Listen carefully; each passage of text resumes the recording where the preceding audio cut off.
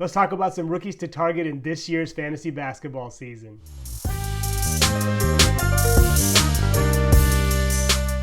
So number one, this should come as no surprise, but Victor Wembanyama. Wembanyama looks NBA ready. When he was in France playing in the LNB Pro A, which is the highest level of basketball over there, he averaged 21.6 points per game, 10.5 rebounds, and about 3.1 blocks per game.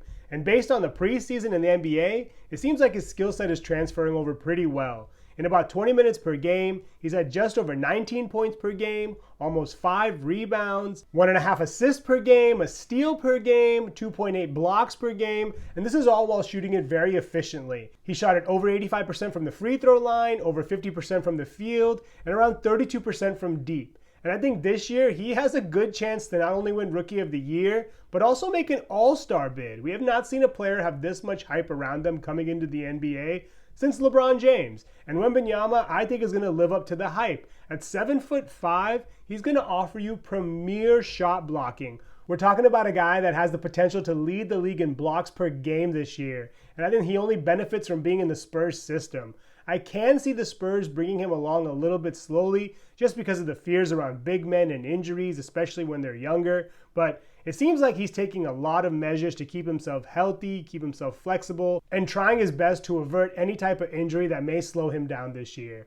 I think the Spurs may ramp up his minutes slowly. He should probably get close to 24, 25 to start things off, but it won't be long before he gets well into the 30s. He has a great supporting cast around him in Keldon Johnson, Devin Vassell, Zach Collins, Jeremy Sohan. So I think the Spurs are going to surprise a lot of people this year, and Wembanyama is going to be a big part of the reason why. At this point, I've seen him get drafted earlier and earlier. Early on, you could probably sneak him in the 3rd, 4th round, but I would be aggressive around him. At this point, given his upside, I would take him as early as the 2nd round. He definitely will provide elite blocks, good field goal percentage. He's going to have a great plus minus. In the preseason, he's been a plus 40. So when he's on the court, he's definitely going to be able to help you in multiple categories. I really don't think there's one area that he needs to improve on all that much. Of course he will, just because of how talented he is. But at this stage in his rookie season, he could be one of the biggest steals of the draft.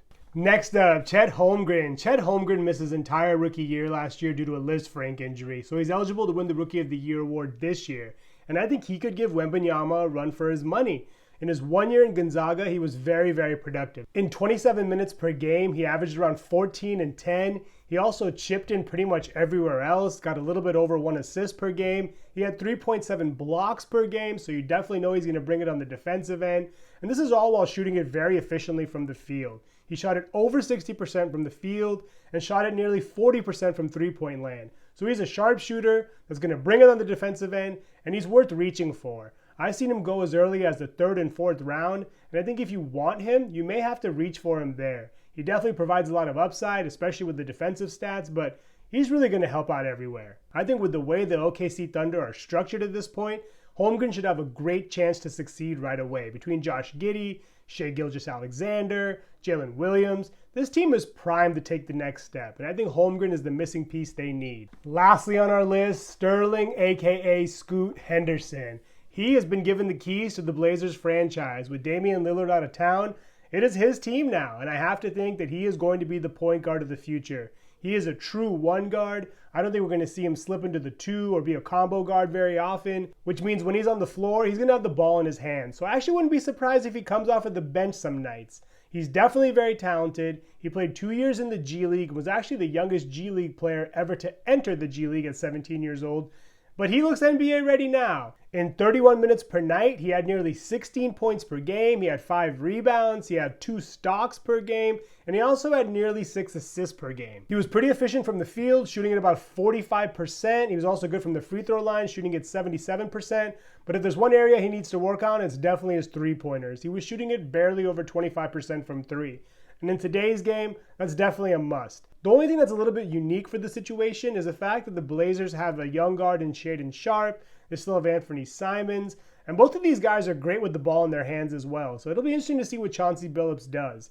But I think Henderson is definitely going to get heavy minutes regardless. He's a fan favorite. The Blazers brought in DeAndre Ayton. They also brought in Robert Williams. And I think Henderson's going to have a lot of success early on. Just a matter of finding minutes for him and the right role for him. You could probably get him towards the end of your drafts. He may go a little bit earlier if someone wants to reach for him, but I think you could probably get him towards the middle to late rounds. He'll definitely be productive. It just may take him a little while to get up to speed. Those are 3 rookies I would target in this year's drafts. Thanks so much for watching. Please subscribe and let me know your thoughts on the rookies of this class in the comments below.